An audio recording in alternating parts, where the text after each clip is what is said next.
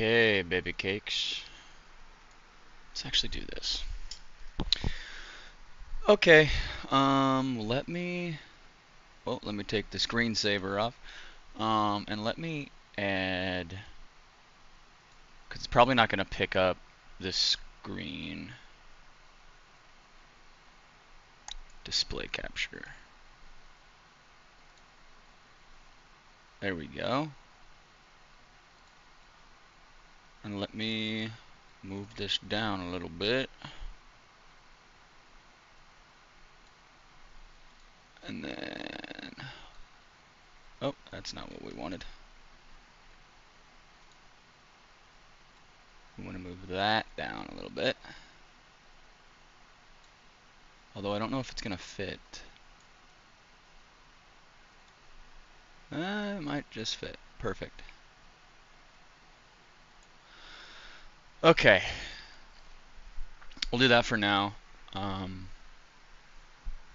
going to turn off the lights. But I'm going to be doing a little bit of development. I'm going to be working on just... Oh, whoops. Wrong light. I'm going to be working on the like level design a little bit for this. This game that I'm working on, it's a horror game. The lighting obviously isn't going to look like this, but this is the map here. I just added like a skybox and these like mountains around just to kind of enclose the space. And then a flat plane, and then my world 00 is kind of going to be like, it's obviously the middle of the world, but I'm going to base this on like, the square's obviously not going to be in the game, but the square is to signify like where the middle of the world is. And then this is going to just be like sort of the town square. So the general idea of this map is that it's going to be a sort of like Resident Evil Village slash like Resident Evil 4 style map, set in like a sort of fantasy world. Yeah, the starting area and sort of like hub where you're going to be spending a lot of your time is going to be the village. So the town center basically. And I'm going to be basically just sort of like blocking out the... Normally when you block out, you do gray boxing. You wouldn't have any of these like textures or meshes, but I have access to them, so I'm going to kind of like use what I have for now. And then for buildings, I may just gray box. So I might just throw like, you know, one of these boxes out and then scale it up a little bit in the shape of a building just to kind of signify like where buildings will be. If I don't want to actually like put the building together, just to kind of get the general layout, and then we'll start figuring out like what the buildings might consist of. But for now, we're just going to kind of like decide what the general layout of the village and like where buildings will be, and then once we kind of figure that out and have it all boxed out, we will actually start adding the assets, so the actual buildings. And then once we add the buildings, we will then add different pathing, propping, and stuff like that. Lighting will come way down the road. I do actually have sort of like a example of what the lighting will look like. So I made like a duplicate of my original open world just so that I could keep some of the things, but I'll open up the open world right now just to kind of show you what it's supposed to look like. Well, what the lighting, the end lighting will kind of look like. So dark, much darker. A night skybox, fog. So this is like just volumetric fog. I will have fog VFX as well in some places, but yeah, this was just sort of like a rough lighting pass that I wanted to try out just to see what like the lighting could look like. But for now, with just like actually prototyping and like making a demo map here, we're gonna want it lit so we can see better, obviously, while we're developing. I'll just go into the full screen so you can see it a bit better. I'll keep my camera over here. Whoa, what is happening? Skylight waiting on meshes textures for final capture. Okay, it's preparing shaders.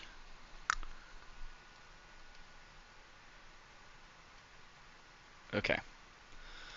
All right, so like I said, this is supposed to kind of be the general hub. Um, I did um, migrate some more meshes over, so I'm going to kind of take, oh, that's not what I want. I thought I had, oh, sorry, it's in the wrong folder. It's in this migrate folder, so it should be, let's see, oh god, there's so much in here. I'll have to sort through this at some point, and just make sure they're in their right folders. I just migrated this over, so nothing's in its correct folder, but we'll probably just go with like a ground dirt. No. Whoops, didn't mean to do that. Delete that, and let's throw that back in there. That's generic material. I want a bigger one. I mean, I can scale it up, but like this would be the scale of the player. Whoops. So this is our player model. And I am still debating doing first person or third person. I am kind of leaning towards third, but I do like the idea of first person. So let's, there, that's better. That's large dirt. Oh, that's kind of not really flat, but we can actually flatten it out here by just changing the scale. Let's unlock that. Probably do like 0.2 just to flatten it down a little bit, but still have it. Oh, fuck. Let's do 0.1. Flatten it even more. There we go. That's better. Yeah, we like that. We'll do 0, 0, so that way it's centered. So this is the town square, and this is where we're going to decide sort of like the general layout of the world. Oh, that's not all the way down the way it should be.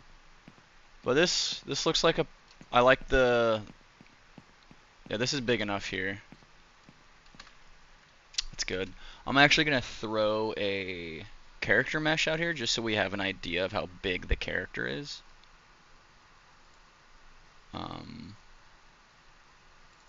Here's the player characters mesh.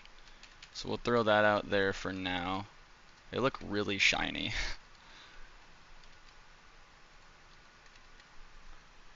What if we did location 35?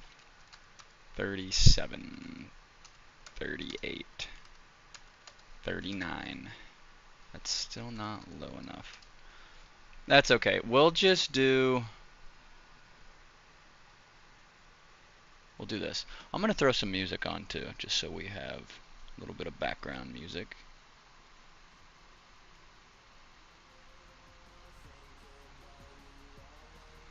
What do we think of that, folks?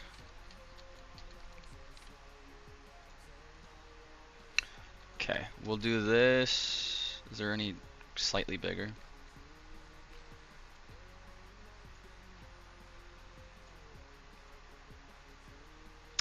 Let's do that. And then we'll scale it up a bit. So we'll do like 5, no, 2, 3. We'll do 3 by 3 by 1.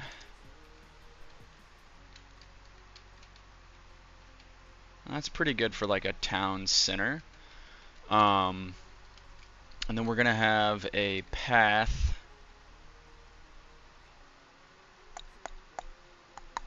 that leads to a ramp. So the way I want to frame it here is this would be like the entrance to the village. So there'd be like a building here, let's say, that you kind of enter into the village from. Framing it, we want to have maybe like some sort of, let me get like a ramp, like a slope of some sort, dirt slope. Let's see which, those are literally the same exact thing. I don't know why it gave me both of them. That's okay. So we'll probably have like a slope here.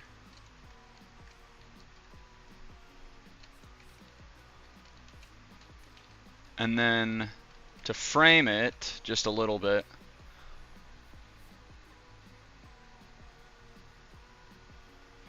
I'm seeing these like meshes for the first time, sorry. Let me just kind of see what we have here.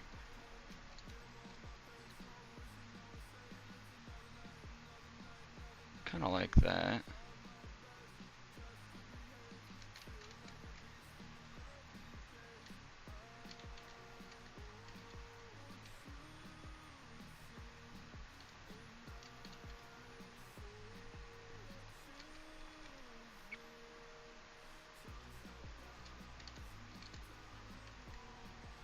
That doesn't look great right now, but we'll clean it up here.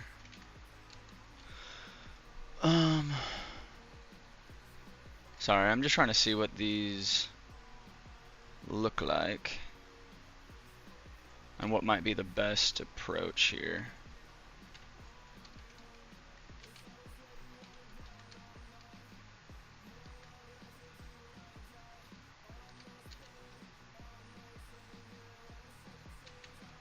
That's better. I like that for now. And then we'll do this one sideways.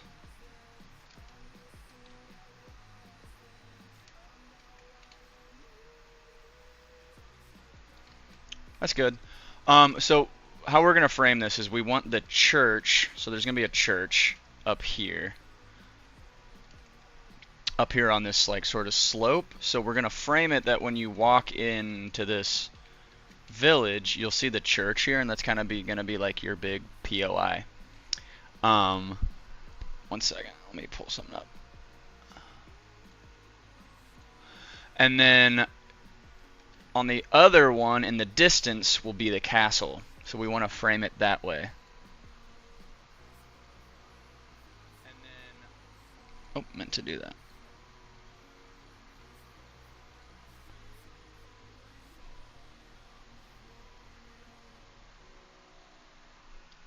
All right, cool. So yeah, we're gonna have the church up here, framing all this way. Actually, would this be... What's the equivalent to this one? I don't want just dirt. Is that the same one? Okay, cool. And then we'll do that. And then... Is there a slope that goes... Fuck. Maybe we could use this. We might be able to use this as the slope, actually, instead.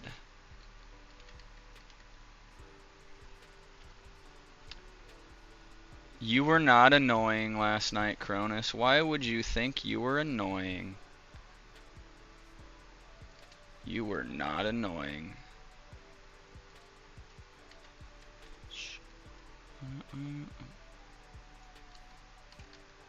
I'm not liking that.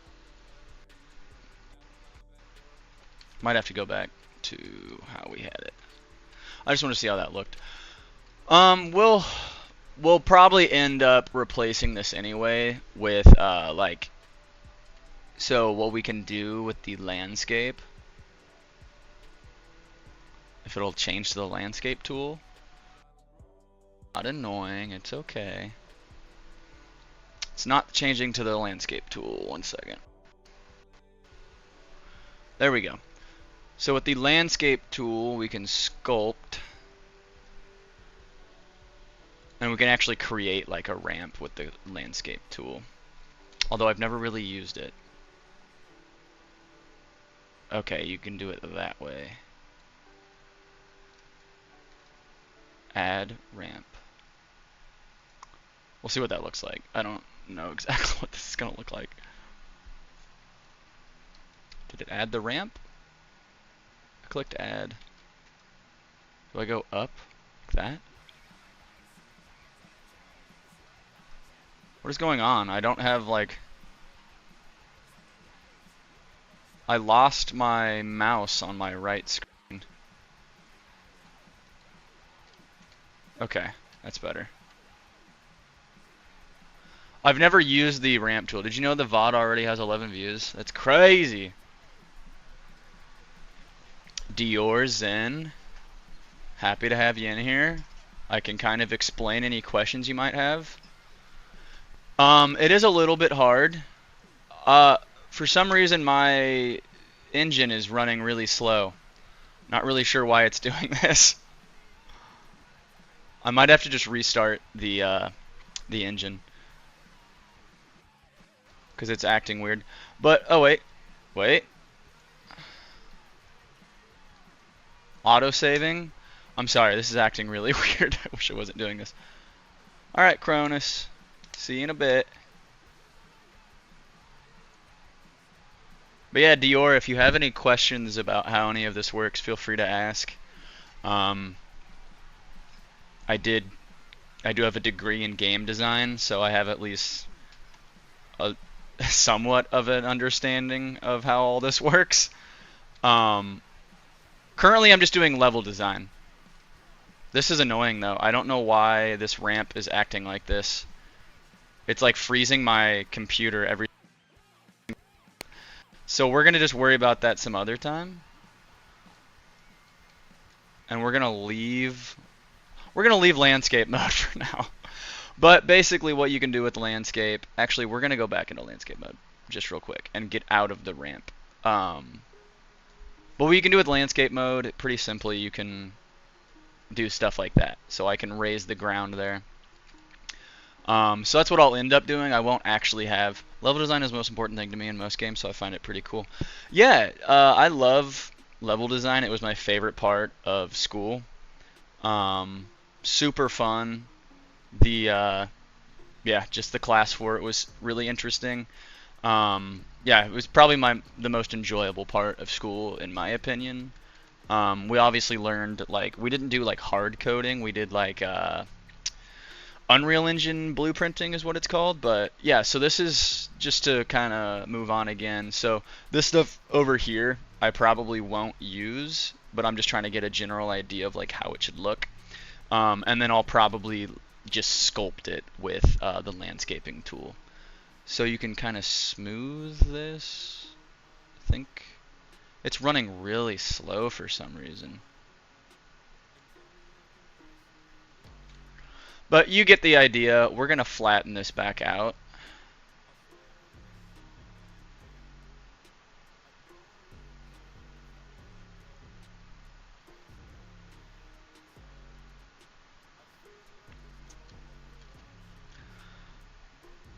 Okay, nice.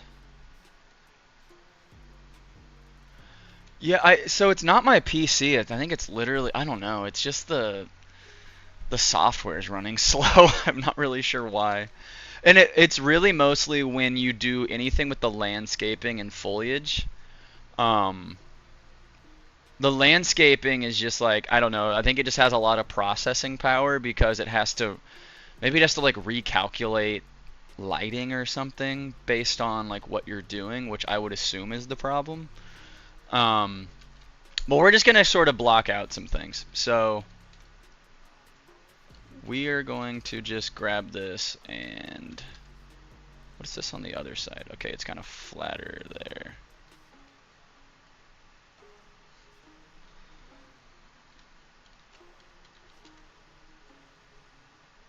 I think I kind of like this more, and then we'll do it like that. Yeah. Well, maybe not. Let's keep it straight like that.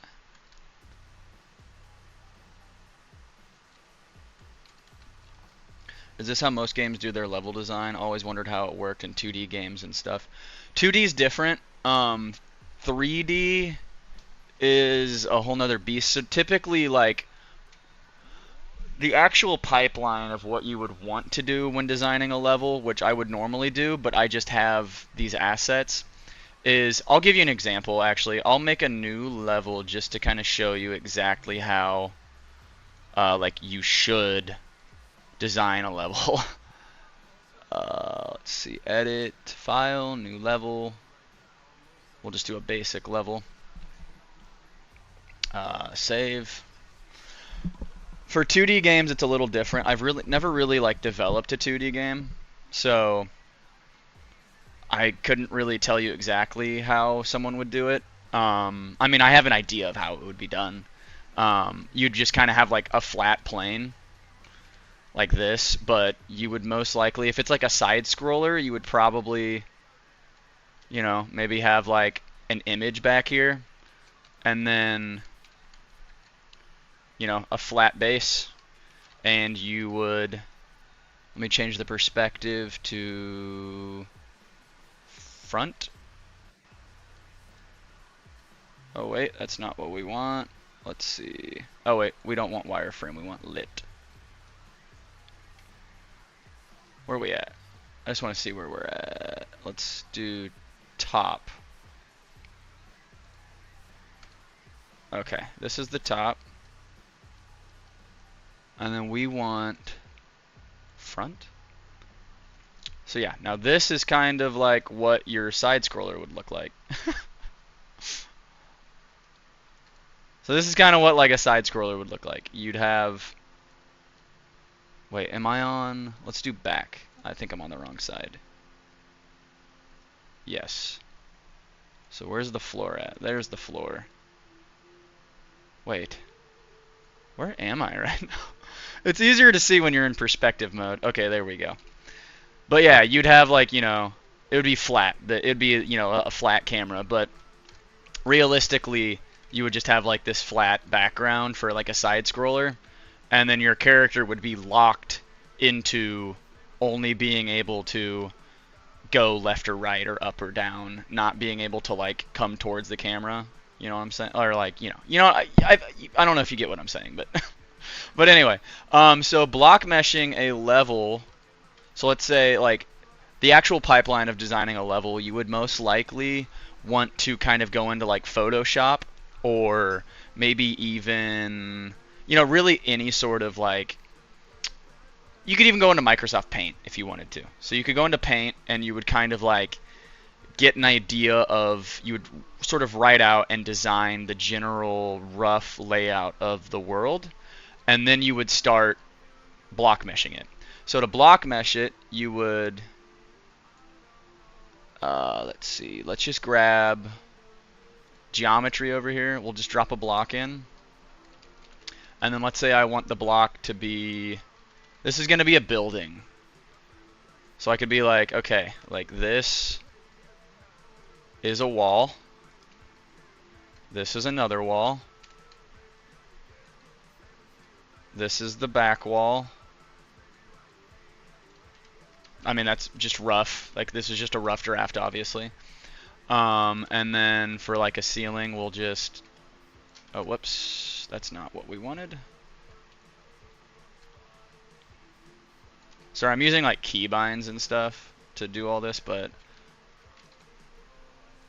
we will do this just to kind of enclose it. And then do that, and there you go. You've got a basic building. Like just outer shell of a building. But let's say I wanted to, a lot of design as well. Like, so let's say I've got a team of artists that I'm working with. So if I've got a team of artists that are going to make me actual assets, so like buildings and stuff, I would say this is like a big world. So let's make this bigger. Whoops, wrong way. So this is this is one of the buildings. So they would see a team of artists would see this building and be like, okay, obviously I would go into a little more detail. I'd add like a door, a second floor, maybe some tables and stuff like that, so they get an idea of like what the building, how the like the like oh my god, I can't, why, I don't know, I can't think of the layout, the actual architecture of the building is kind of like what you'd be setting up. So then the artist would come in and make like an actual good looking asset. But a lot of this also has to do with like, when it comes to designing a level like gray boxing, you also have to use what we call like shape and color language. So realistically, like the floor isn't going to be gray. So to kind of tell the let's get a material. Let's see if I can find just like a green material. This should work. So that I would typically just make it a flat green. It wouldn't be like this texture, but I'd make it a flat green so they know like, oh, that's the grass, like that's the floor. But then I could, you know, have another one here and maybe like thin it out a little bit. And this would be brown. Maybe I can find like a dirt texture. I don't know if this is going to work. No. Some of these textures aren't going to work properly for like, because their UVs are wrapped specifically for like the thing that they attach to. So yeah, that's not going to look right. But anyway, so like if I want mountains, I could have like a cone here, and I could, oh whoops, we want to scale it up. So I want these to be mountains. So what I can do is in the background now have something like this. Why is it not selecting the whole thing? It's just selecting the... That's okay. That'll work. So then I'd go here and I would take these, and now, Jesus Christ. Now a artist would see like, oh, those are mountains in the background. Like, so this is gonna, yeah, these are mountains or whatever. And normally I would color them like gray or anything like that, but shape language, there's a lot of shape language and like color language that goes with level design. So yellow typically means like some sort of hazard or something that maybe you like, it's supposed to get your attention. Red is, you know, a bad thing. So let's say you have floor spikes. The spikes themselves being a spiky triangle shape, that's shape language. So the pointing, anything that's pointed or anything like that is supposed to tell you like danger. That's a danger. Being red makes it even more of a danger. So a red spike really is supposed to show the like designer or whoever you so you really just need to make sure the artists know what you're putting down. Yes, for the most part. I mean, like, it kind of depends. Sometimes, like, level designers... Welcome back, Cronus. Sometimes, like, level designers will do a little more in-depth stuff. So I was working for a studio out of Chicago, and the level designers basically just made these basic shapes, but sometimes they would prototype like weapons, so they would go into... It was weird that a level designer was prototyping a weapon, but anyway, they would go into like, let's say, Blender or something like that. So let me open up Blender real quick just to kind of show you what that is. I don't know if you're familiar with Blender at all. I would kind of doubt it, because Blender's not like a super well-known software. But if you needed something specific, you would go into Blender, and in Blender you can do all sorts of modeling stuff. I mean, it's kind of like a one-stop shop for animation, modeling, and all these other things. But you can do like sculpt mode, and now you can... Well, that's not working. One second. Let me see if I can draw. Okay. I haven't used Blender in a while. I don't exactly remember how all this works, but I haven't used Blender in a long time. I've never sculpted anything in Blender, really, or at least I've never had to. But yeah, anyway, basic idea is that if you needed something specific, you would go into Blender or Maya or something like that, and you would sculpt something specific. Or if you needed like better shapes that weren't just like a box, cone, cylinder, or anything like that, this is what you would do. But, you know, at my developer job, my actual studio job, level designers would basically create like a basic block mesh. They would use some color Thank you for the follow, Dior. They would use some basic, color language. All buildings were like yellow. Um, like enemies were red, just so that you could pinpoint them easier. Like enemy locations at least. Yeah. So then basically, yeah, they would make this sort of basic block out like this, and then it would get sent off to art, and art would make the actual like buildings and create textures and make things look good. Um, like for instance, a gun in the game could have literally just been like a cylinder. Oops. And we'll kind of do that. That's the magazine, we'll say.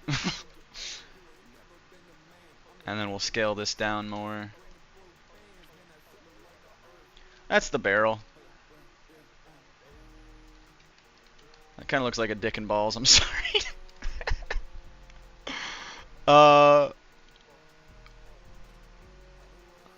We'll get a box there.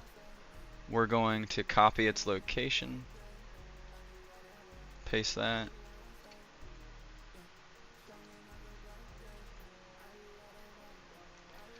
But yeah, like this literally could be like a gun. Like this is something that they could like roughly put together, and that's a gun. Like that's their gun. And your character would hold this. This is what your character would hold, and this would be like, your basic just template weapon, and then, an artist would come in and be like, okay, I'm gonna make this look way better.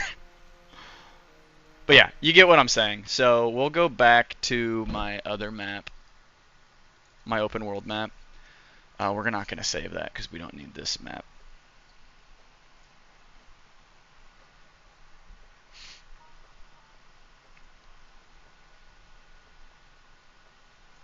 Isn't this bit of a different, a different stream for you watching this?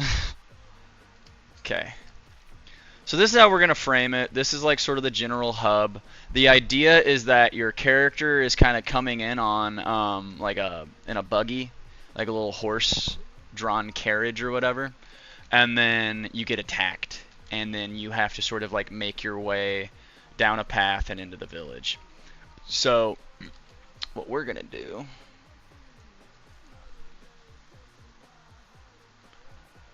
we'll call that dirt right there.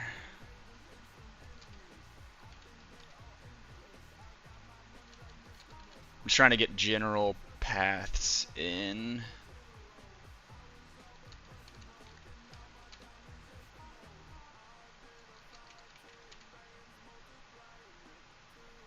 Do that, and then we can just move all this closer.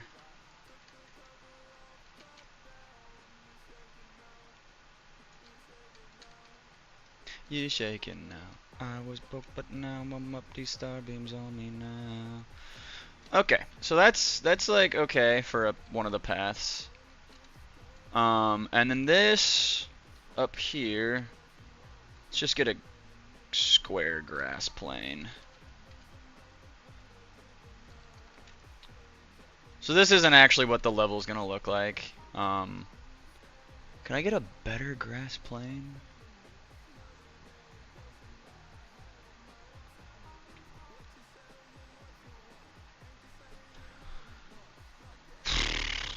God damn it. There's so much shit to look at. Pretty sure that's just the same thing. That's okay. We're just going to use this. This will work fine just for... Oh, fuck. Just for framing some things.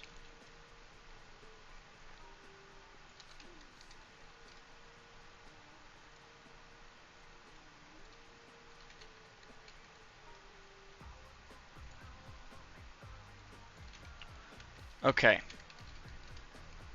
So then we got to put like buildings down. I'm just going to put some gray boxing in for these buildings just so we know like where they're going to be. So up here, oh wait, whoops, we want geometry. Oh, that was geometry. we'll do this just to close that in real quick. Do you already have the fireball set up? I don't. I have one spell set up so far, and it's just like a magic dart. We'll see if it works. 1 second. Let me drop myself in.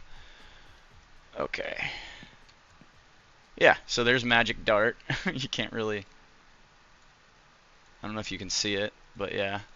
It has no sound effects. And there's no animations for the actual like playing of the... Yeah, the whatever. But it does work. So magic dart's supposed to kind of be like the equivalent to your pistol. So you'll have like just a basic spell, because the basic premise of this is that your character's like a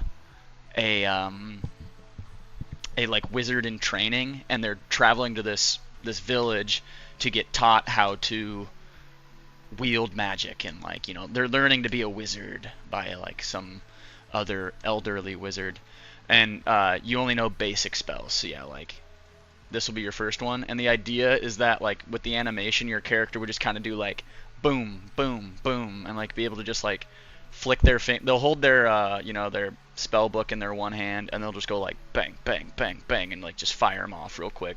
They'll be low damage, but like, you know, high accuracy and very quick. It's kind of the idea.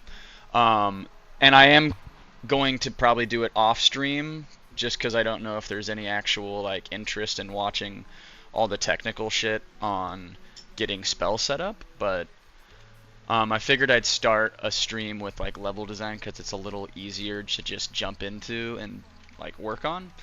But yeah, so we're gonna drop a box here, and we're gonna make it 500. No, wait, Jesus, that's not as big as I thought. We'll do 2,000 by 2,000 by 5,000. That's too tall, probably. We'll do 2,500. Yeah, that's way too tall. We'll do 1,500.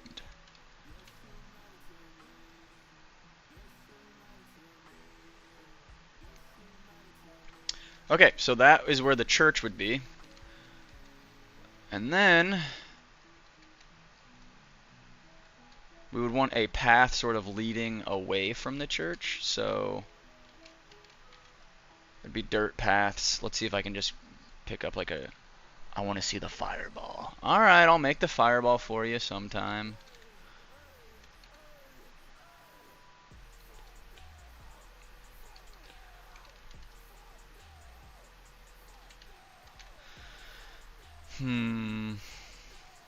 That's not going to look very good. That's okay. I'll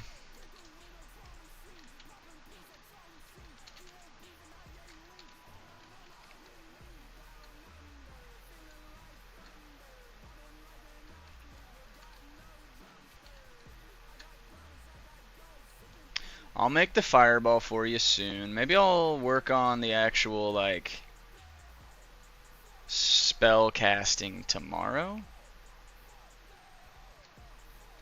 Okay. So this is the general idea. Anytime I hit G, it hides everything. Most people don't, which is totally fine. So I wouldn't worry about that.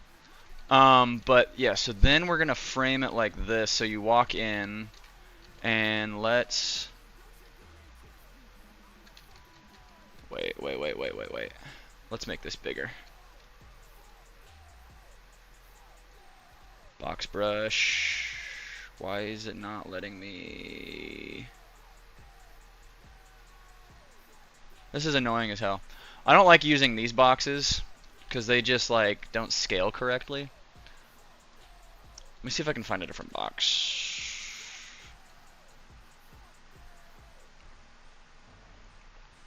God damn it, I don't think I have any boxes. Static mesh.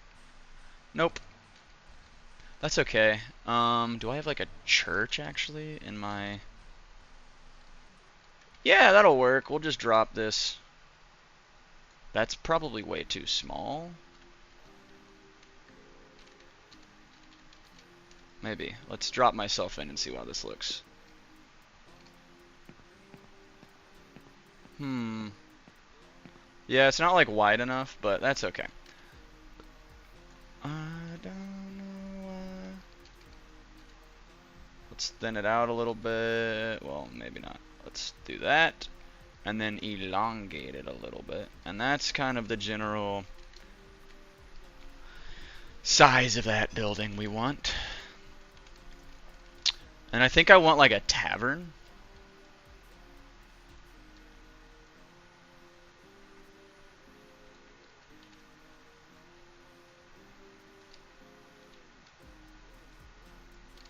So we'll put like a tavern there. And then maybe like, we'll probably block this off with like a fence.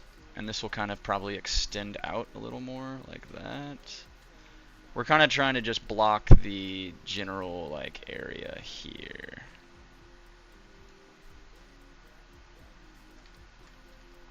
But we'll end up using like better things. So, I mean, not better things, but like just kind of making everything look a bit better. So let me see if I can find anything. So yeah, this is probably how I'll block off paths. So yeah, okay. Maybe I should have had a better idea of what I wanted to do here before I started streaming this, but okay, so that's like a tavern. We'll do there. Also, I do need to grab my food. It's probably been ready for a long time now.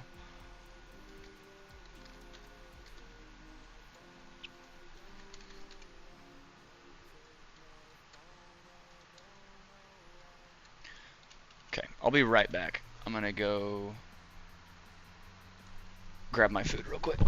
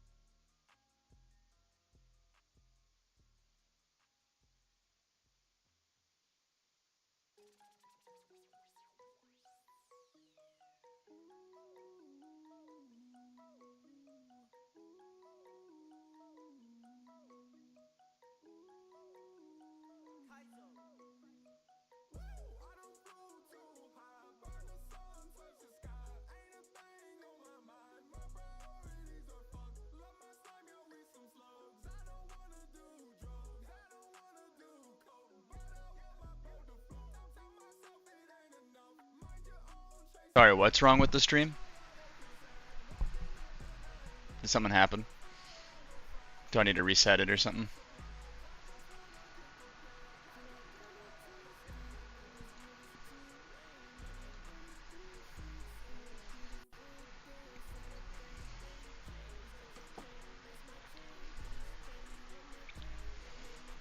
It was buffering. Hmm. Oh, is it good now?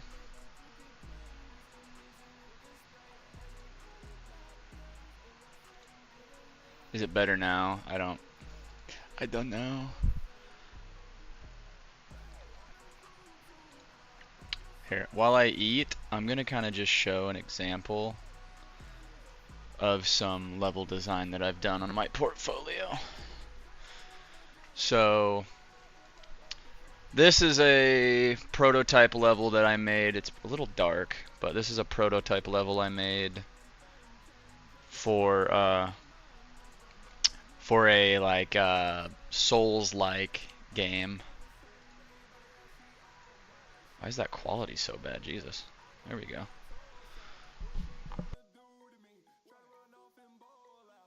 They would start here and make their way through this little hallway and have their first fight encounter.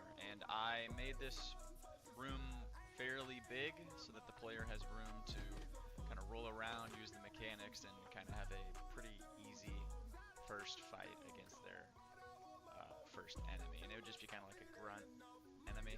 But after defeating their first enemy, they would walk through these hallways and maybe encounter a second enemy from standing in the middle or maybe coming out from the side. Just some ideas there that I've thought of for the second fight encounter. And then they would come down here, and this would be our bonfire. They would interact with it and be able to, if they got any XP, maybe spin that XP on leveling up or something like that. Most likely not having enough at this point, but this would be the first bonfire to kind of have as a checkpoint for the player after getting through those first two fights. So, well, first of all, they would come here and see this door. They can't interact with it. Nothing they can do. I will be adding UI at the bottom of the screen to say, like a switch needs to be activated elsewhere or something like that. But mostly this little seal is just on there to display that the player can't. It's a sealed door, the player can't get through. So they would walk up here and come into this bigger room. I would maybe have 2 or 3 enemies in here. I was thinking about maybe 2 melee enemies down here, and then maybe like a ranged like archer enemy up there. But for now, the player cannot. There's also no jump animation currently, so jumping, you're just kind of running in midair.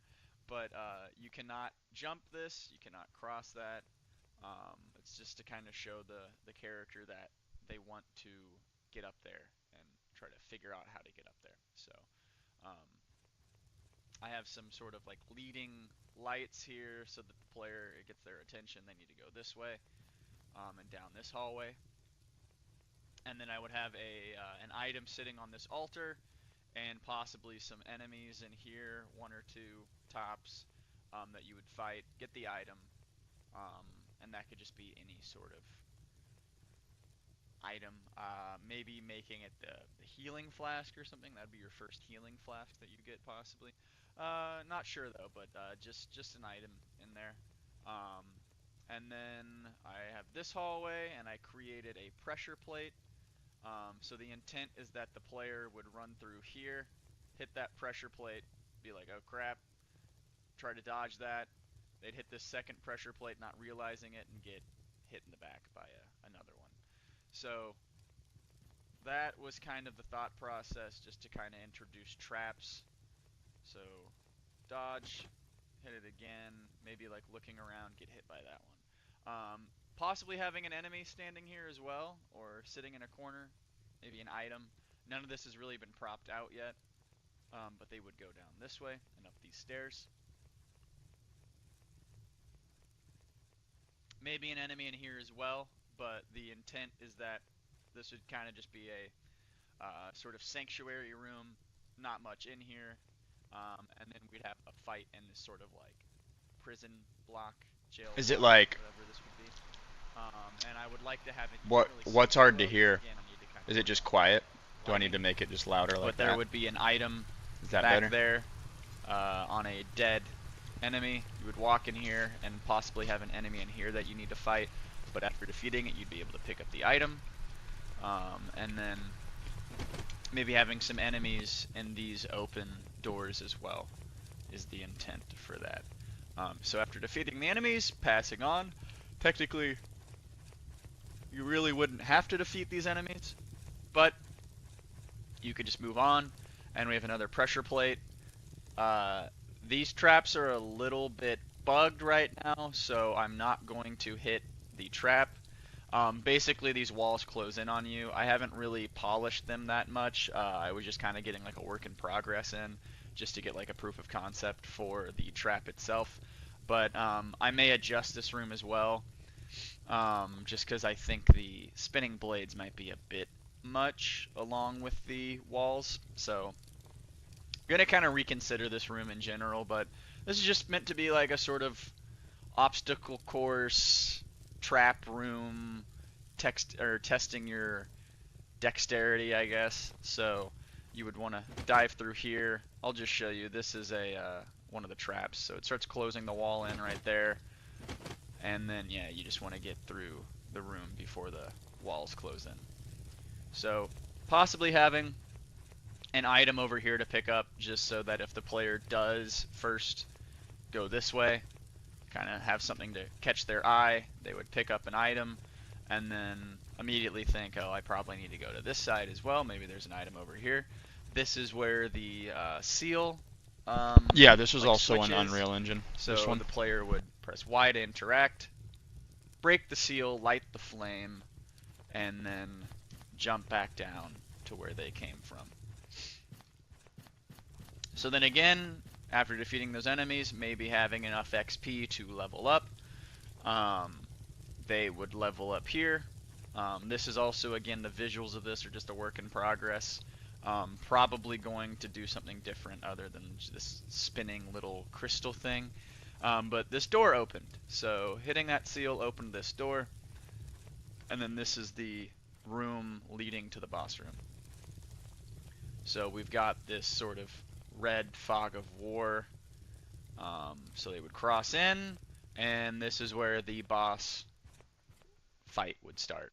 The health bar I set up, all of the UI on the screen I set up, but yeah, this would be the final boss fight room for the prototype. You would fight this boss. Obviously, he's just T-posing because we don't have any AI enemies implemented yet, but after defeating the boss, you would come up here and open this box and get your first item. So that would be the end of it. Upon opening this box, it would trigger the prototype open. Okay, that's basically the gist of it. Yeah, it's just a prototype for like a Souls-like, Soulsborne game. Me and an old classmate were kind of working on. Yeah, we stopped working on it really early on because the guy who asked me to help him out with it kind of didn't do anything. Didn't add. He hadn't worked on it a whole lot, so I quit working on it. Yeah, he had added the running loop. I fixed it up a little bit. He had the walk and run cycle, but I added like a sprint to it as well. So I had like an animation, and I cleaned up the animation a little bit more. He did the roll, but I also cleaned up the roll a little bit as well, because you could roll like while in the air, and you could roll like there were all these edge cases, so I fixed all the edge cases with rolling. You also could like infinitely roll. You could just roll over and over and over and over and over again, and there was like no stopping it. So I fixed that as well. But then I did all of the level design. I did all of the like sort of small little like I did the boss health bar, the boss trigger. I did the door opening. Because the technical design I have for Greyborn, I don't know if I have anything in here. Oh, I did add a lock-on mechanic, so this is like the lock-on mechanic. Here, blueprint made as well. Checks for hands-on here. So if I were to hit down on the right stick, oh, this also all works on your controller, so it's not mouse and keyboard. It does work on mouse and keyboard as well, but it works on controller. And the camera rotates around. The lock-on was a little janky. It was kind of like it flickered really bad like this. So if I were to ever come back to this, I'd have to clean it up. But it worked pretty good. I was happy with the lock-on. You could like flick your analog stick to switch which target you were locked onto. So that was pretty cool. It's a little. I also added this death and respawn stuff. The next thing I'll show is the death and revive, or not revive, just because we don't have a save system in. So once that save system actually gets implemented, this is going to need updated. But I currently do have a sort of bonfire, and it's set up animations.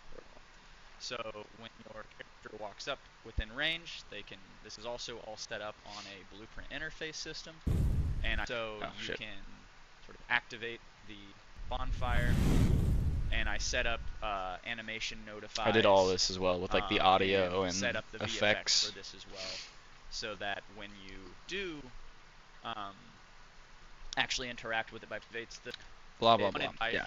Basically, the way it works is once you've activated it, it sets it as your spawn point. You can sit down at it again, and your character kind of kneels down, and at that point, you would go into like a UI menu where you can upgrade your player. We have no or your character, but there's nothing to it. So this is the fireball. This is the fireball trap. We'll probably do something similar with the fireball in the horror game. Not very many. There's not really an audio sound effect for it yet, but you do take damage. So step on it, kills you. I set up. But this is the death cycle or whatever that I created as well for this game. Set up the animation for your character dying, and then fades to black, fades back in, and then you spawn back in. That's the basic gist of that. Interact's pretty simple. You just walk up to something and you can press a button, interact with it. Traps I all set up. Enemy AI. Yeah, Family Guy death pose. This was the main menu. I was actually pretty proud of this main menu. The next thing I'm going to show you is the main menu. So I set this up with widget animations. Just shows the Unreal logo, the studio logo, and then loads in the game name. And I set this all up with animations. And this is controller compatible technically, but right now actually clicking on the buttons isn't compatible with a controller. I am currently setting up a new player controller. Different. Okay. You get the gist. Press the button, new game settings or quit game. When you hit new game, I did add some technical stuff too, so when you're like hovering over stuff, it kind of glows, which I thought was like a cool effect there. New game. And sound effects. Yeah, that takes you into the demo world. And then that's just an in-game run through. Some other level design I've done. So this was the Graveborn. I did Rotten Road. It was meant to be. This is a good example of like, if that other guy was in here, Dior Zen, if he was in here, this would be a really good example of like the flow of how to design a level, like the actual workflow of everything. So you would first do a like here, like this map layout I designed on Photoshop. I just did the layout with basic shapes, squares and whatnot. And I even have like a key here to show you like what's what. So I made that on Photoshop, and then you do with the blockout phase. So the blockout phase is This just is getting the like the demo basic level that I shapes. created That's really for loud. the low poly zombies project. This was supposed to sort of So yeah, you would just. Wait one second. here. We've got another This is what like there, blocking and out then would one look last like. Just trying to get barrier like the basic So I got 5 shapes, barriers color in the coding starting different room. You can have things. up to 4 window that one can 5, but that here was to get it. That's the basic gist of it. This would be blocking out. To run to be able to cut the window. Another barrier stairs. Yeah. These So barriers. yeah, that's block meshing. And then once you get block meshing done, you then start going into the meshing phase, and the meshing phase is adding like actual assets like this. This is the meshing pass. So this looks a little better. We've got like actual assets in. Nicknamed Goot Nacht. It's kind of my take on. Okay, so I have just to show you. So yeah, this would be, you know, path there, meshing. wall by there, barrier, and then no functionality yet, but this is built on another brick here. Down the road be a little workbench where you can craft items. Machine here. So that's the basic gist. This is like what the meshing phase is. And then this would be like the lighting and propping phase, which is kind of like the last phase you would do. Phase that I've gone through with the low so this is what the lighting would look like, sort of end lighting. We are doing. Oh, this is really loud. I forgot how loud that one is. Lighting. So yeah, this is the lighting phase, and yeah, adding like small props and things like that, so it gives it like makes it feel a little more alive. Makes everything just feel, you know, a little more like real. Shimmer, realistic, emergency, and so I have like emergency lights and stuff like that in the game, but we'll skip to where when you get the power. Another barrier here, and you've got that flame I've been working on. So this is the power. As soon as you turn the power on, lights change. To break up some of the meshes and create some meshes myself, but I think it looks pretty good. So. When you step in, it says turn power on. When you step out, it gets off the screen, but we got this red light indicating it's off. Switch comes up and the green light turns on, and then turn power on with E comes off your screen. So then these lights turn on, makes the rooms a lot brighter, a lot easier to see things as well. So, but basic gist. That's kind of the propping and lighting phase. This sort of thing for then I added like a shooting range. This is pretty simple. There was no block meshing for the shooting range, but yeah, just a basic shooting range to try out weapons. And then this was a really long level that I never ended up finishing. It's is a really big level as well. But yeah, like there was a whole section here that was like huge. Then there was a whole section to like the right here that was huge. This was like the starting area, and then you'd go inside. This was supposed to be like a prison. You can see where I block meshed things. So like all the gray up here is like block meshed. And then this was like actual assets. Two players would start. I'll kind of this way would be blocked off, and this door would be blocked off. For some reason, anytime I look this way, it gets really laggy. So I'm gonna kind of go backwards, working my way through here. So this is like what the this would be the cell blocks looked like. Zombie spot. Go this way and climb over here and go back. Yeah, over. That's the cell blocks.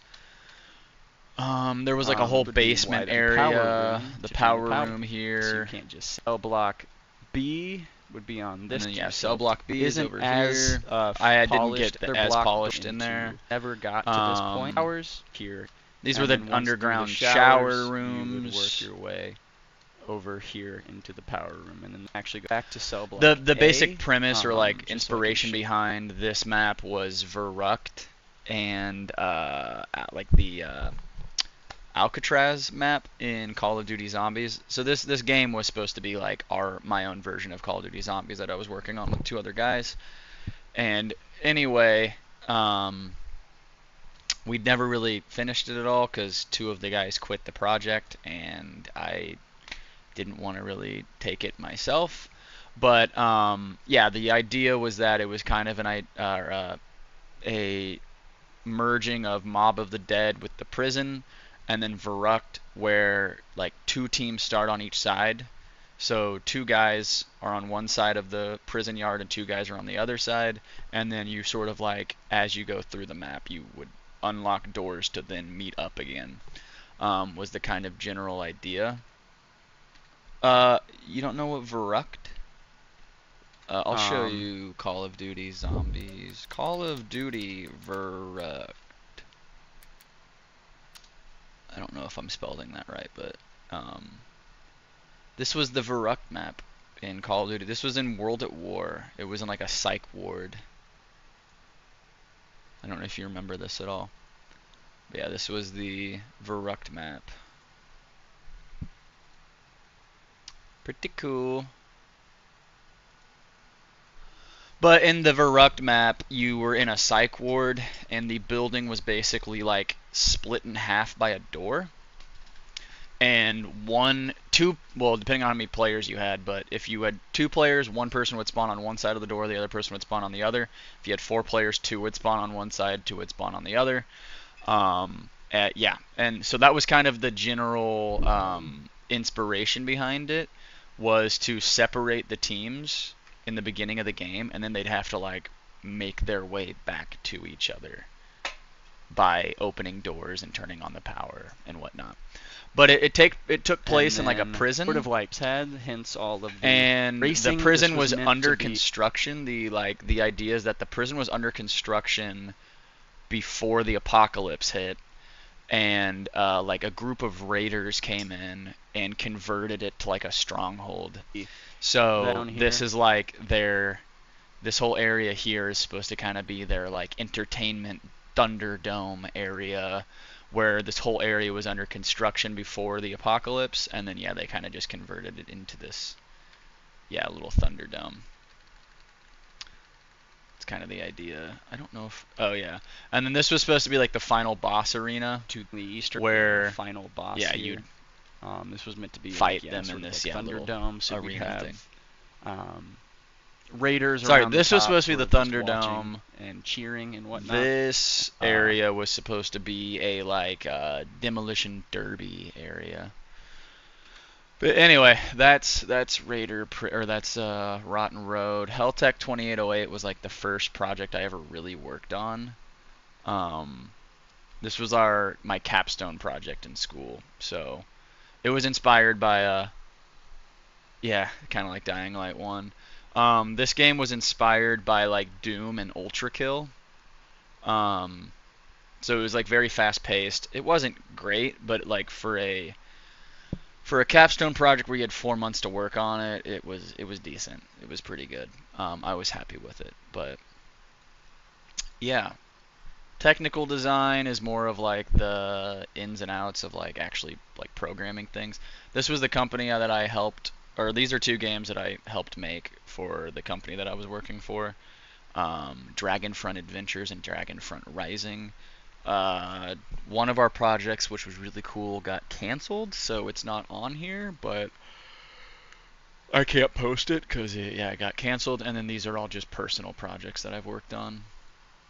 Plans and Perils is it's supposed to be like a Sea of Thieves sort of inspired game, but kind of ambitious to work on a game like that as one person.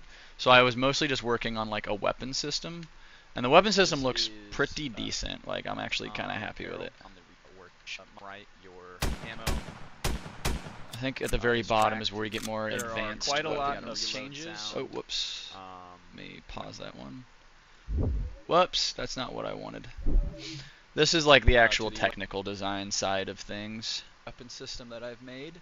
So I kind of wanted the weapon system to feel like Hunt Showdown. I don't know if you're familiar with that game at all, but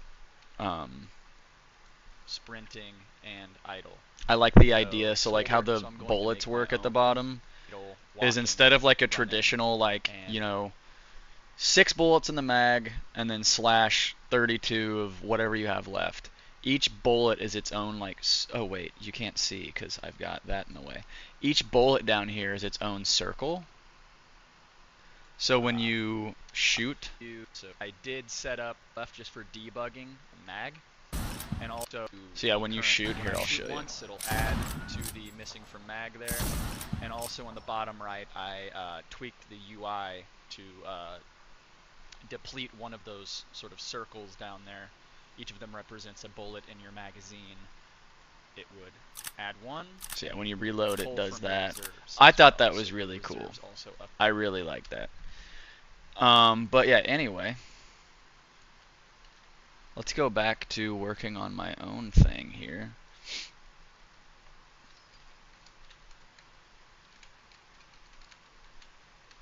Okay. So we'll have like this little tavern here. This will be like what we're... Yeah, okay. Cool. We'll do... Yeah, that'll be the front door where that leads into. And then...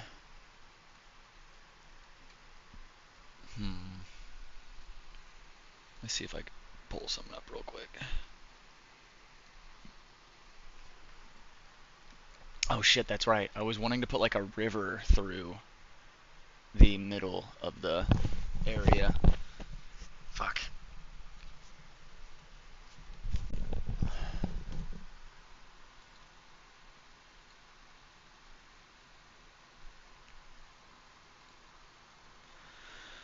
Yeah, I'm wanting to have like a river through the middle of the whole area.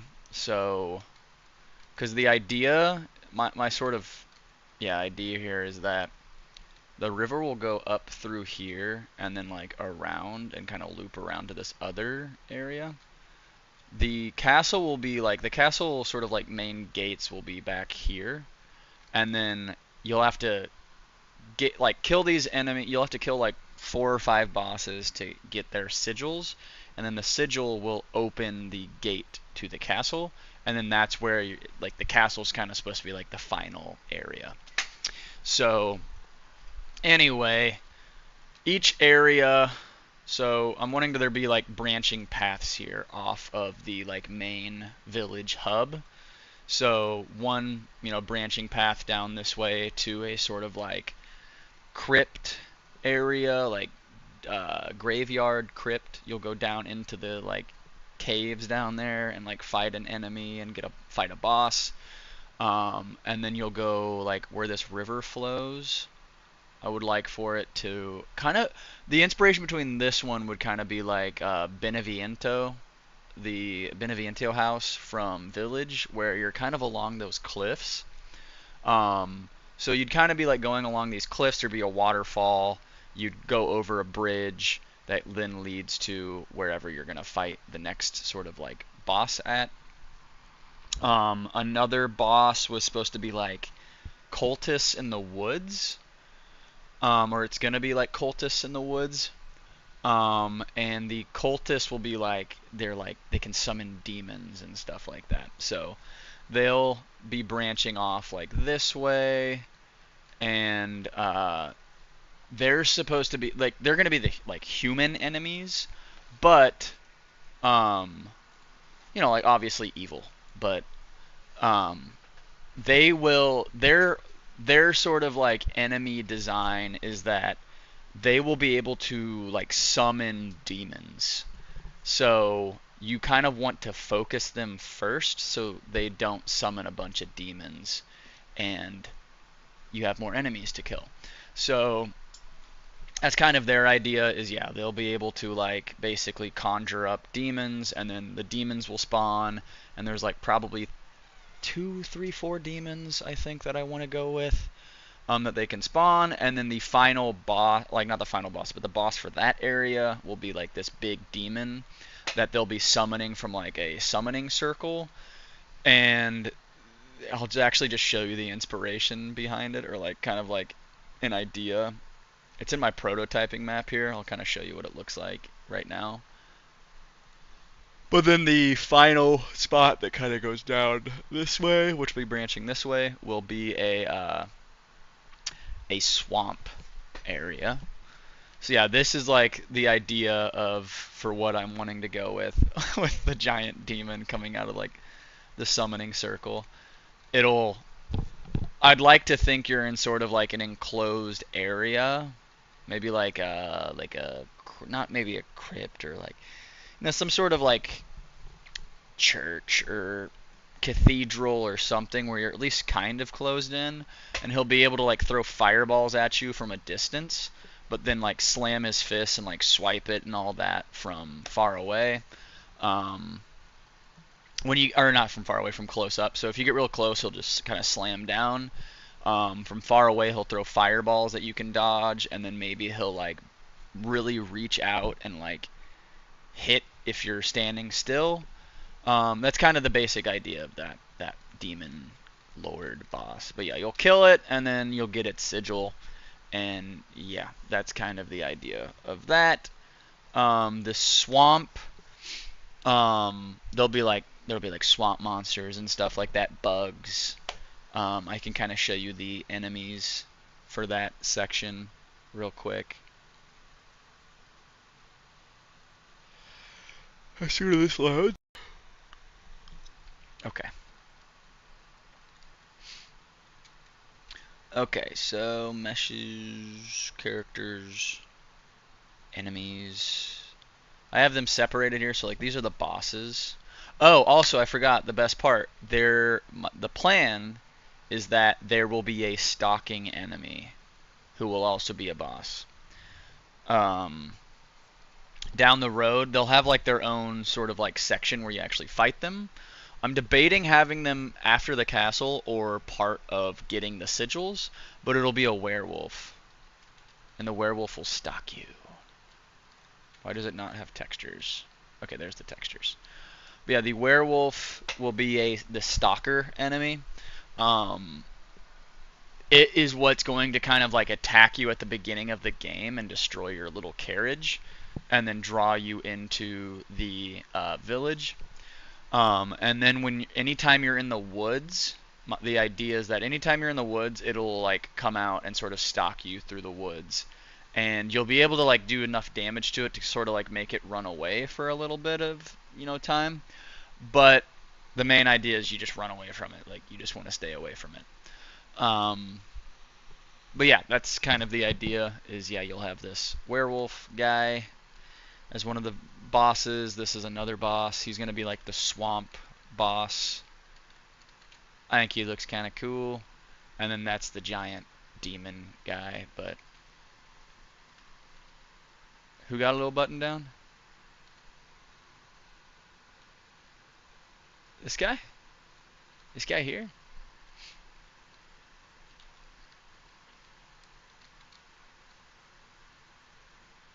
You also can get an undead one. Undead werewolf. Kind of cool looking. Blue wolf. So yeah, those are the bosses, I believe. We got this guy. 1, 2, 3. That's only 3. I remember there being 4. Whatever. It doesn't matter. We'll figure that out. But yeah, these are like a bunch of the enemies. So like that's a demon enemy that we'll use. That's probably another demon enemy we'll use that can get summoned. The priests will be the guys that like these people here will summon.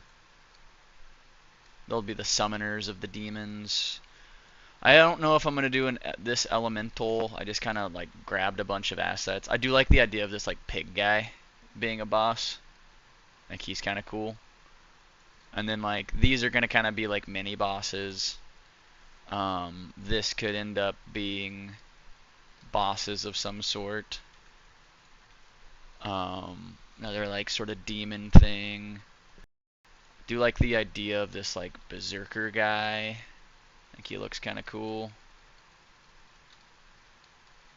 Well, God, his textures are fucked up right now. Okay. It's a bit better, I think. I like this guy too. I think that's kind of cool. This little like butcher guy. I don't know. I haven't fully decided like on enemies yet. I just have a bunch of character meshes. This will be like the bug guys in the... Why does it all look like this? You're not supposed to look so shitty like that. Your textures look like shit. Okay, there. That's way better. But yeah, I want these to be like the bug guys. I think the idea is that I kind of want them to work like the bugs in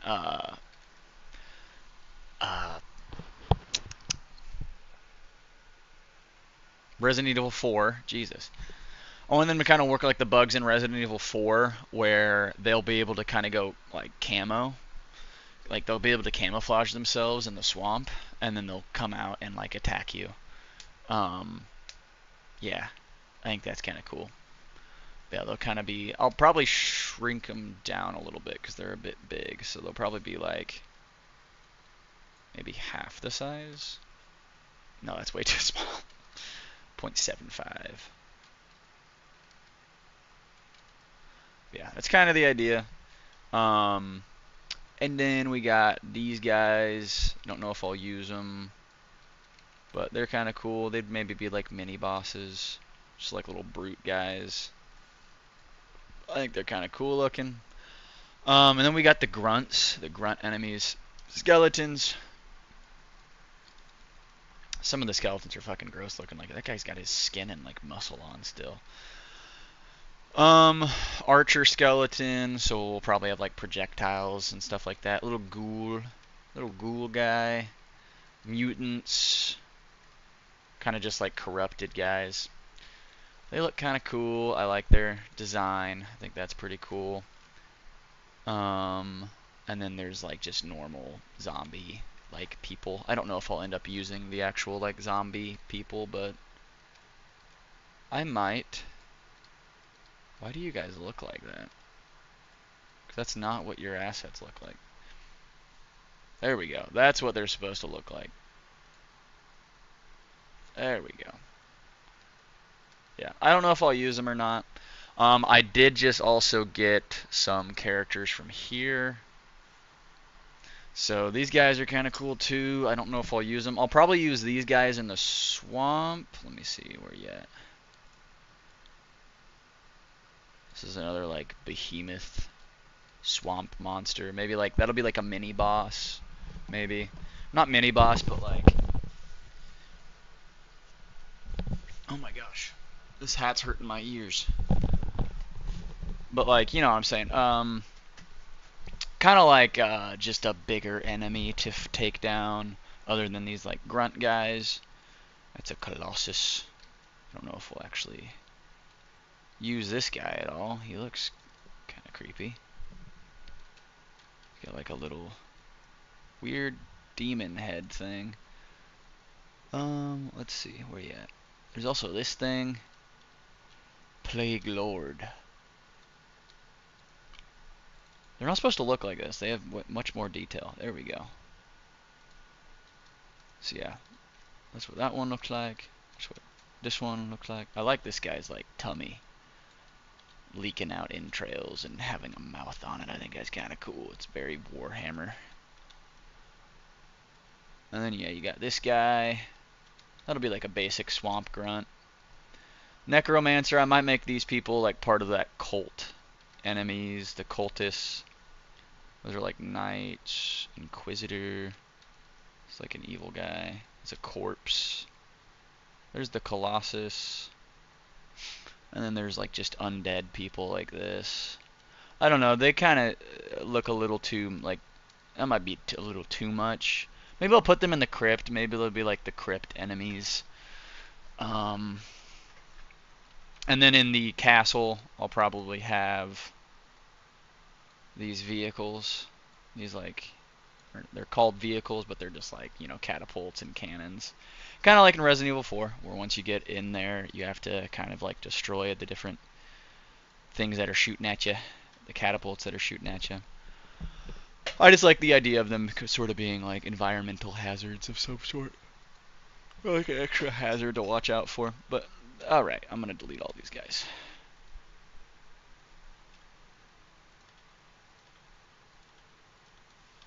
I don't know why I laid them all out like that, but a lot of assets to work with, but yeah, I may not use all of them, and like a lot of them will probably work very similarly. They'll just be in different areas. So like, you know, this plague guy will probably only be in the swamp. Like, he'll be the basic grunt of the swamp. The skeletons will be like the basic enemy of the crypt, or, you know, just in general. Zombies may be like the basic enemy like in the village, and then there will be like different enemies that are only in the swamps or only in these different areas.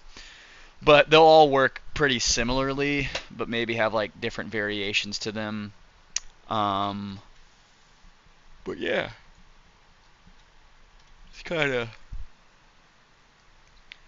the idea. It's going to be a lot of work, and I'm kind of working on this completely alone, so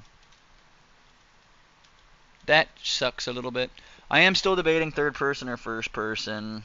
I really don't know what I want to do, but it's already technically like if I wanted to, I could make it fully, because you have legs and you can crouch.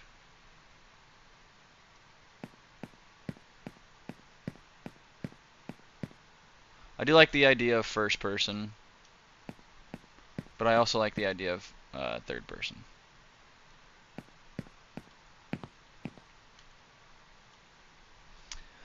But anyway, so if I hit like F8, I can actually, yeah, so I basically took the head off of this guy so that you can not have the character mesh get in the way of the camera. So that's, yeah, that's it. Wow, texture streaming pool over 838.359. I wonder where that's doing that. Maybe it's the ground. Does that... I'm just going to delete it and see what happens. No. That wasn't it. I wonder where that texture streaming is coming from. It might also just be because I have a lot of enemies out here, but... Or a lot of... There's a lot of meshes. There's a lot of assets in here. Oh my god. So anytime you delete the landscape, it takes a while for it to load back. If you try to bring it back. Which sucks. So we're just going to wait for it to come back.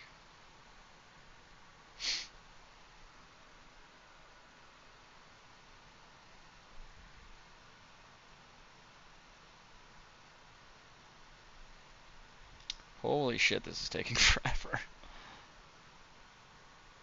The landscape tool or whatever is kind of janky. I mean, not janky, but it's just like, I don't know why it does this, but anytime you mess with the landscape tool at all, it like slows your computer down, or my computer down like crazy. What is going on? I literally just deleted it. Just put it back the way it was. I can't like click on anything. I can't do anything.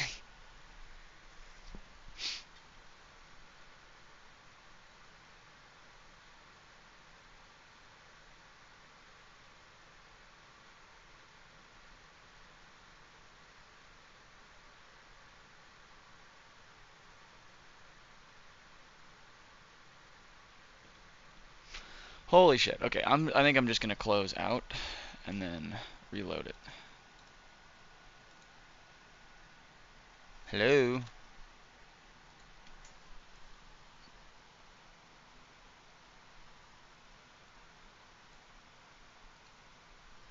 Jeez. That was crazy.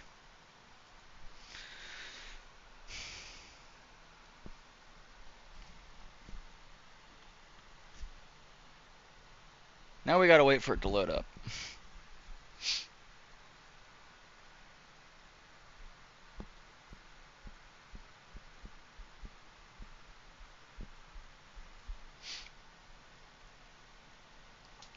But how's everyone doing tonight? How is everyone? Please do tell.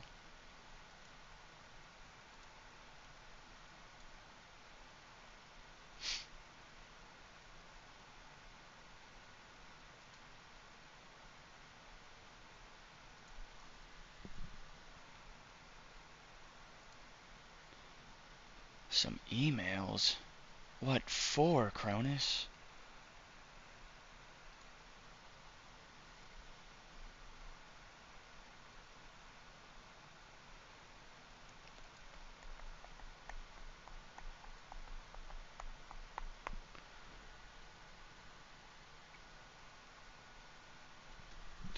Okay. Working. What you do for work, Cronus? Fuck.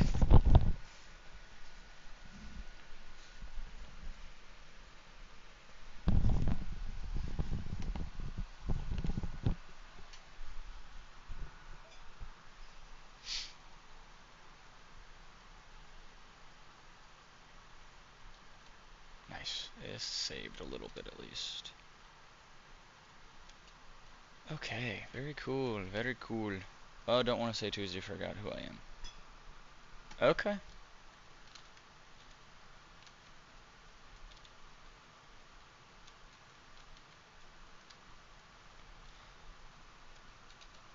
I don't know what you mean by that, but alright. That is fine. Hmm.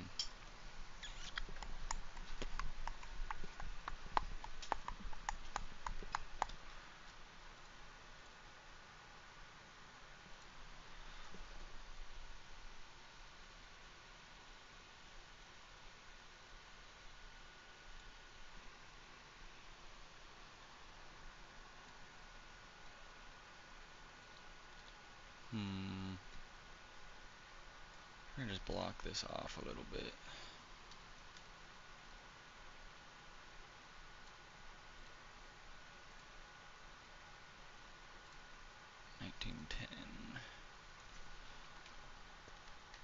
Boom.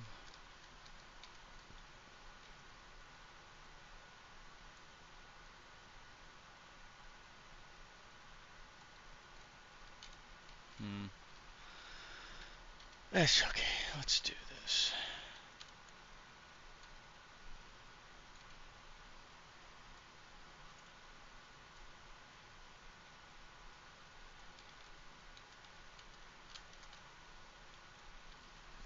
It's similar to marketing. Okay. Cool. Very cool.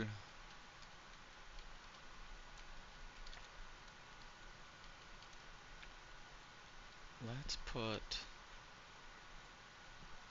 delete that and let's put a building over here too.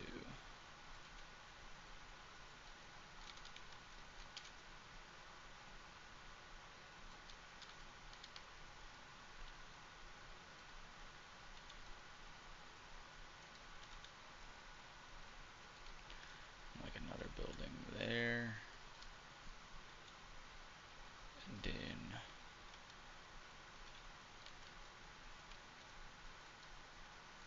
another building. Let's flip it a little bit. Like there.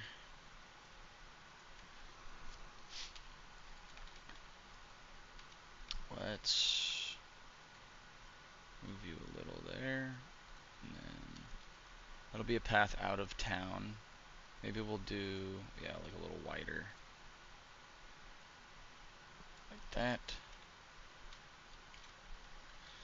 And then there'll be a path here that then leads out of town. And then that'll branch. This path will branch into this location and then this location.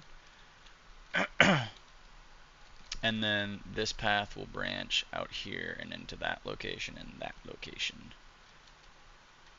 That'll work. Let's give some variation to these sizes of the buildings.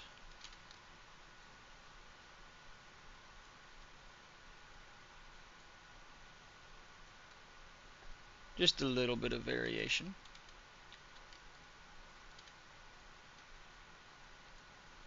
Let's tilt it a little bit. Okay.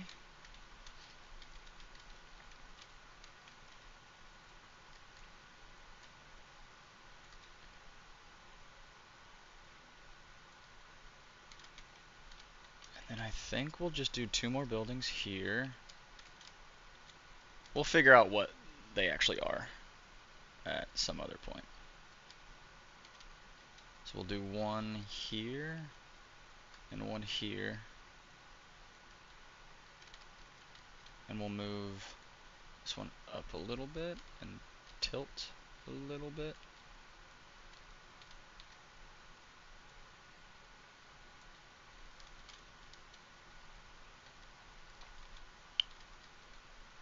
I'd say, yeah, this works. We'll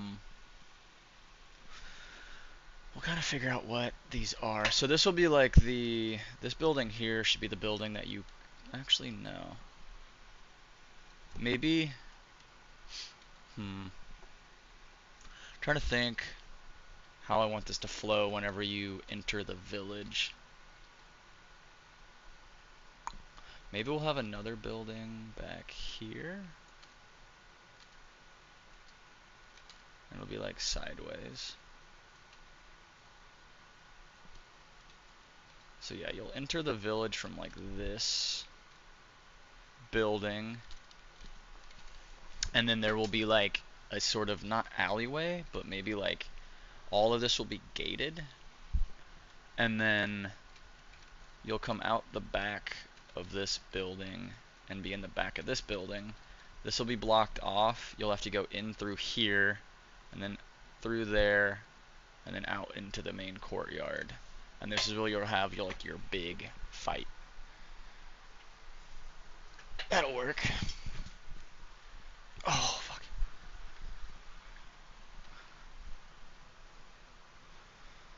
What do we think, Cronus?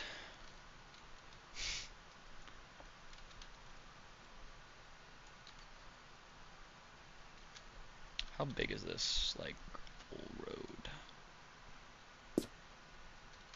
Not very big, so that needs to be, like, way wider. Do I have road? I do. Oh, that's the same thing. Okay. So the road needs to be probably like 2.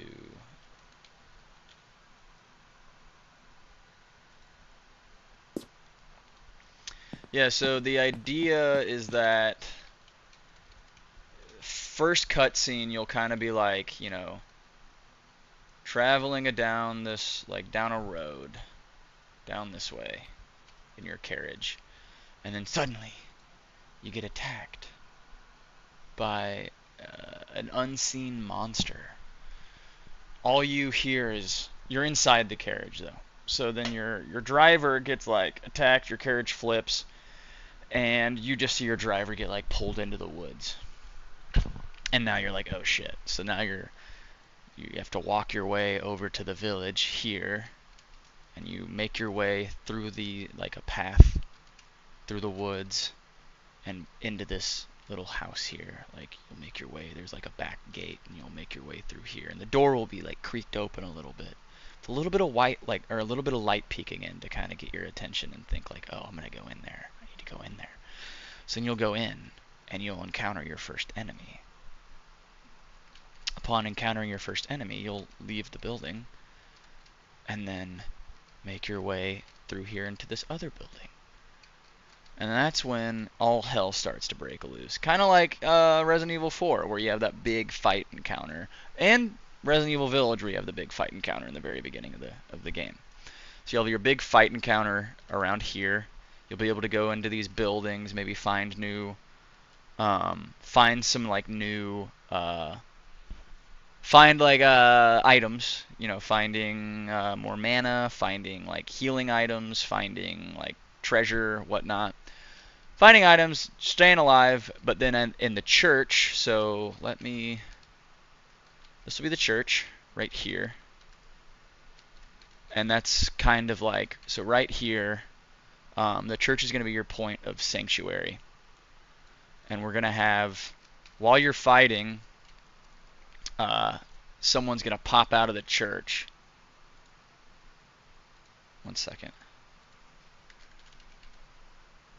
No, that's not what we want. Meshes, characters, NPC, and there we go, the monk. There's going to be a monk at this church. Wow, that's a really big building. I didn't realize how big that looks. Let's do a little shorter. This monk is going to say, "Hey, over here!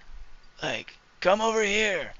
So then in between, around the church will be a sort of like aura, and he'll open up the gate, or not even around the church, like inside of it, there'll be like a little aura that keeps the enemies out.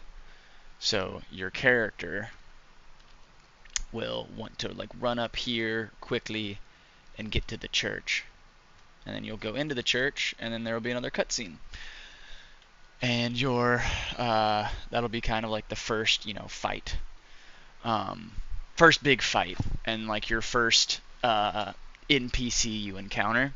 So you'll talk to him, he'll give you a bit of like an exposition dump, talking about like what happened, like why everything's corrupted, why everyone's trying to kill him and or like kill you or like attacking you, and why everything's like is the way it is, and tells you that it's like gives you the exposition dump, and then the werewolf will break through the fucking wall and rip him out and kill him.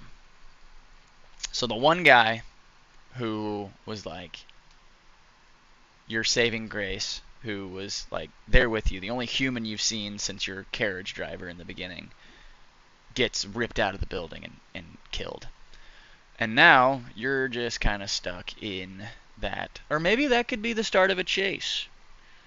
Maybe the werewolf will start to chase you. I don't know. Maybe not. Or no, maybe he doesn't die at the beginning. Maybe you talk to him. I like the idea of a chase, but maybe not right away. I feel like that's like a lot. Like you just got done with the big fight. So there's another thing with like level design and just like gameplay pacing. You need to give the player like points of like refuge and points of like high stress and like tension. So you're coming straight from a very tense part. Granted, you're going from a tense part to a point of sanctuary, but that point of sanctuary is just a cutscene.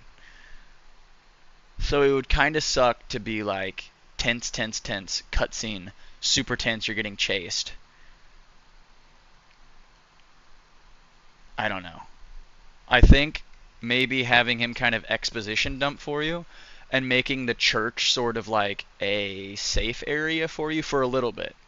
So maybe like after, let's say the first, he kind of tells you, like you need to find the sigils. So he says how he's like not brave enough or like strong enough to go after the sigils, but like he's willing to help you in any way possible. So he tells you need to get the 4 sigils or whatever to open the gate to the castle, and then you can go and free the kingdom by going into the castle and like facing the boss. So you find your first sigil, maybe even your second sigil, and this is kind of like your hub area, your safe space. So you get the first sigil and you come back to the church, and you're talking to him, and you feel safe, and then out of nowhere, bang! The werewolf that's been stalking you in the woods, because the werewolf, whenever you go to get that first sigil, you will experience the werewolf. He'll be stalking you in the woods. Maybe he's not going to come out and actually stalk you, but you hear rustling. We're raising tension. So as you're walking through the woods and going to your first sigil area and your first like main point, you hear rustling in the woods. You hear howling of like wolves, really raising the tension there. And you fight your first enemy, and you again hear rustling of the like bushes behind you, grass, whatever. And then you fight your first enemy, you fight your first boss, and you win. You get the sigil, and on your way back, that's when the werewolf starts chasing you. You have this, sense of power now. Because the other thing is every boss that you kill, you're going to get like some sort of not big, but like you'll get a power buff. Whether it's like some sort of like thing you can absorb into your being, and it makes like you get to choose whatever spell you want to become more powerful or something like that. So you've got this like thought that like, you know, I just became way more powerful. Like you feel good about yourself. And then on your way back into the village, the werewolf comes and you're like almost powerless because this thing's chasing after you. And you feel like there's no way you can take this thing on. So you're just running. You're running back to the, trying to hide, dodge. You're running back to the village. So then you get back into the village, and your place of refuge is the church. You get into the church, and you're talking to him. You tell him, you know, you got the first sigil. You're feeling pretty good about yourself, and then bang, a werewolf crashes through the wall, rips him out through the wall, and kills him. Or, damn, I almost feel like you shouldn't see the werewolf until this guy dies. So maybe, maybe on the way back, again, you're hearing like the rustling of the bushes, grass, like you're hearing howling more, but it's getting closer. Like you can hear it closer to you now. And then you get back here, and like it's really tense. And you know, maybe your character mentions like, I felt like something was chasing me. I felt like something was following me. And then the guy kind of gives you a little bit of an exposition dump on the werewolf and maybe like who they think it might be, or you know, whatnot. And then as he's talking to you about the werewolf and maybe like about to give you lore about it, or you know, some sort of like background on it, boom, crashes through, rips him out through the wall. You don't see, all you see is that like a claw coming in and grabbing him and like ripping him out through the wall. And then you're like, oh fuck, and you run away. And now you're forced out of the church basically. And then now this is where it starts to stalk you, and you actually have to fight it and like run away from it. We could maybe have you fight it in this area, in the area here. It's pretty open. The werewolf will be agile, so maybe you fight it here. And maybe you don't kill it. Maybe you just wound it enough so that it runs away. Kind of like in Ada's storyline when you fight that big scorpion guy in the beginning, and you kind of just fight him enough to get him to run, or just like kind of fuck off for a while. So yeah, that would be pretty cool. I think that would work. And then you go and start doing your other sigil work. And then I would say like after you get all 4 sigils, then you maybe have your actual boss fight with it. Like outside, so let's say leading up to the gates, maybe you get confronted by it and like knocked down into a little beach head or something like that along the river, and you fight it on the beach. That could be cool. I don't know though. A lot of thoughts going on. But that's okay.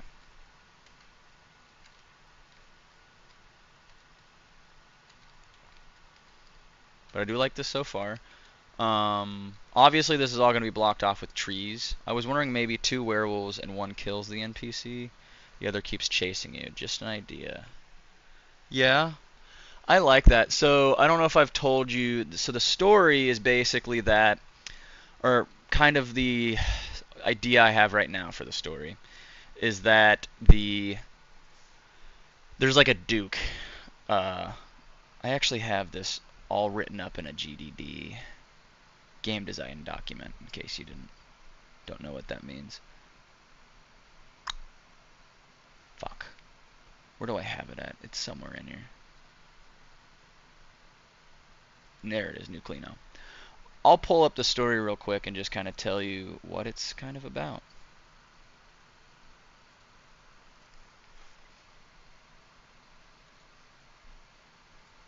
Open workspace. Game design document, game setting. This might not be. Okay, cool. Okay. Story. Backstory. The Velmir province was once a quiet forested region steeped in beauty and balance. The lakeside village of Velwood, so this village is Velwood, served as the heart of the territory, ruled from the nearby Castle Velmir. So that's where the castle will be. The castle will be up here further, like down this path. You'll see sort of like the castle way off in the distance, just framing it up in the distance. So you know that's like where you want to go further on into the game. So anyway, yeah. Ruled from the nearby Castle Velmir by the well-regarded Duke Alaric Velmir and his kind-hearted wife, Duchess Serafina. Tragedy struck when Serafina fell gravely ill and passed away. Consumed by grief, the Duke turned to a mysterious sorcerer who offered a forbidden ritual to restore her to life. Unbeknownst to the Duke, the spell was a deception, one that fractured the natural order. Instead of resurrection, it unleashed corruption into the land, warping both nature and the souls of the dead. Velwood fell silent. Creatures grew hostile, the trees groaned with rot, the air thickened with unnatural fog. Castle Velmir shut its gates, and the few remaining villagers who survived either fled or were never heard from again. The player assumes the role of a young wizard apprentice, journeying the remote village of Velwood to begin magical training under a master sorcerer residing in the region.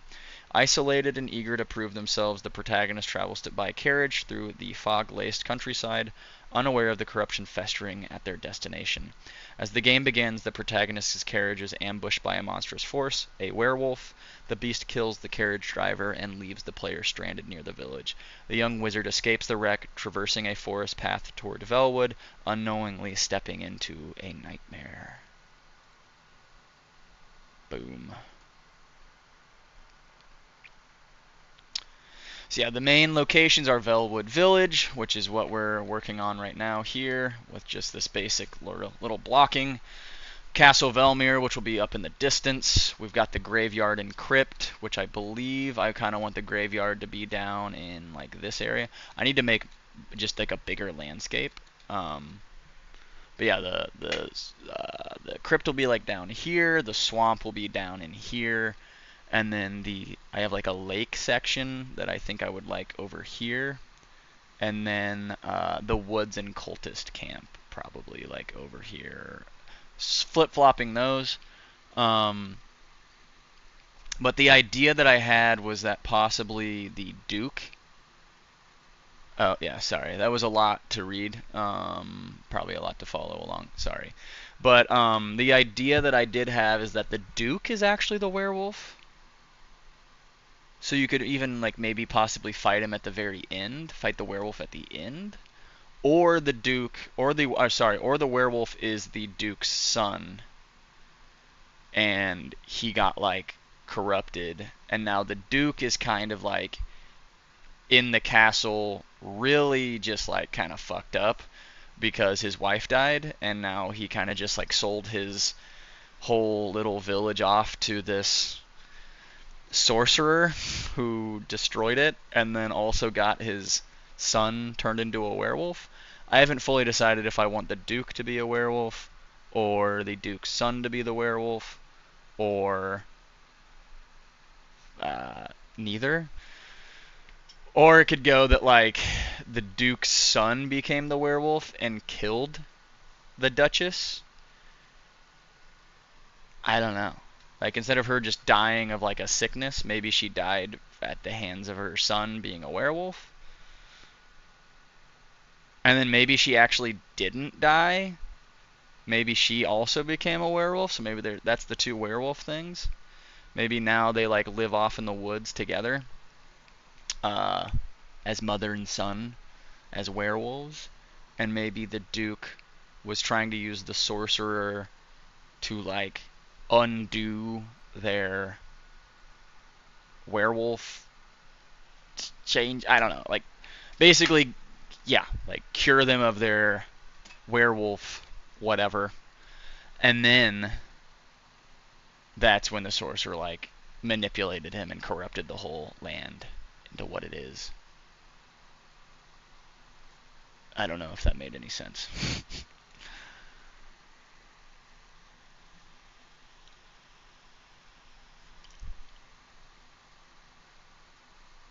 Oh, I haven't shown you the merchant. I have my own merchant in this. Do you want to see the merchant?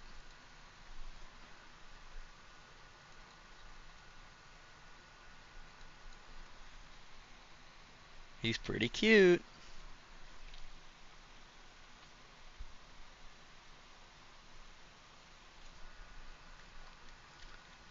All right, let's see our merchant boy.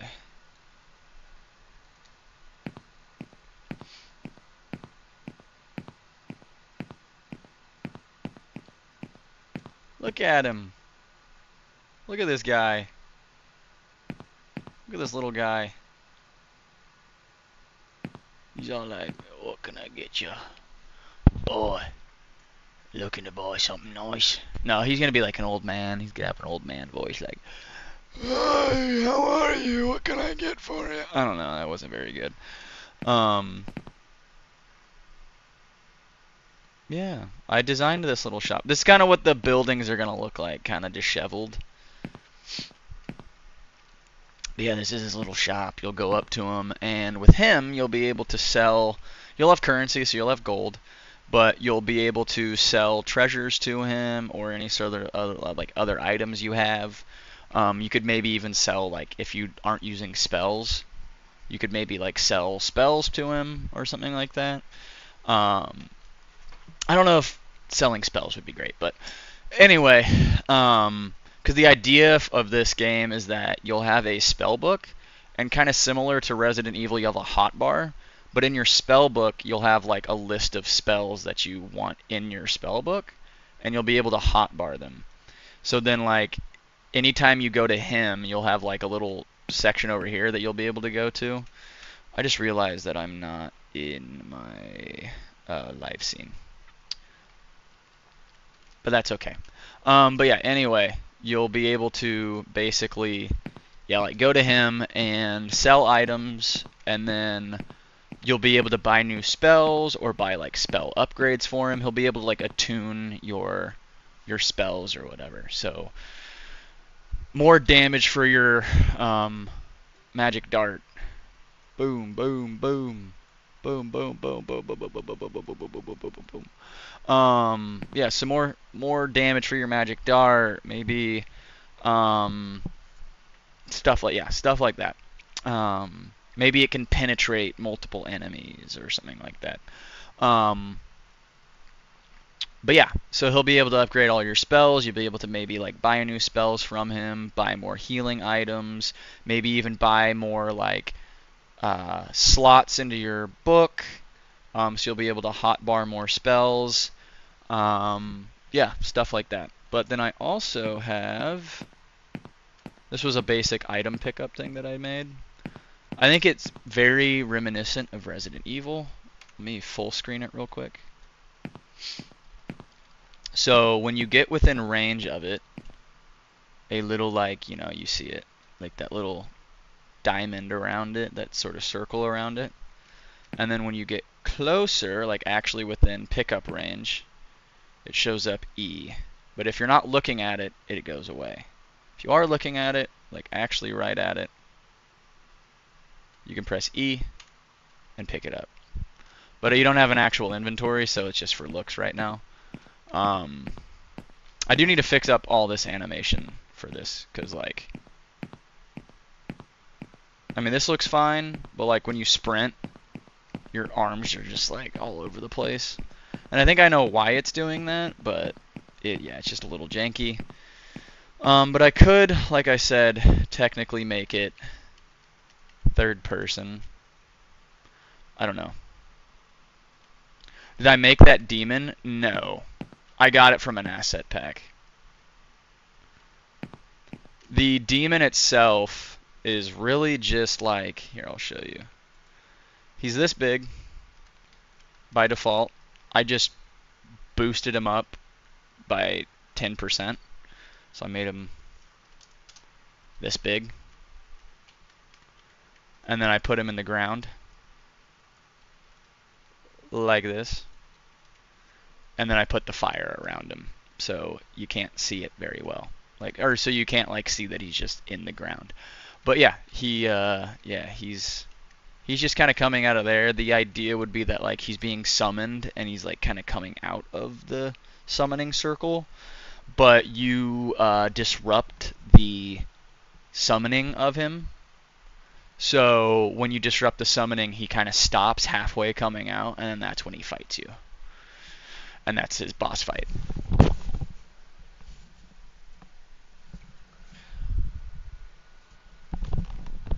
Makes sense?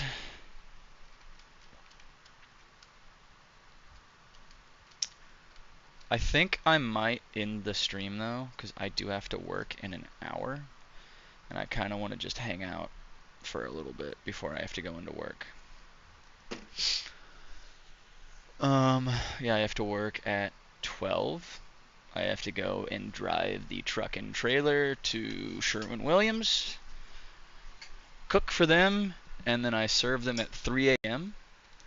So I'm serving 65 people at 3 a.m. at this Sherwin-Williams factory. And then I'm packing up and leaving the trailer there. And then I'm going back at 8 a.m.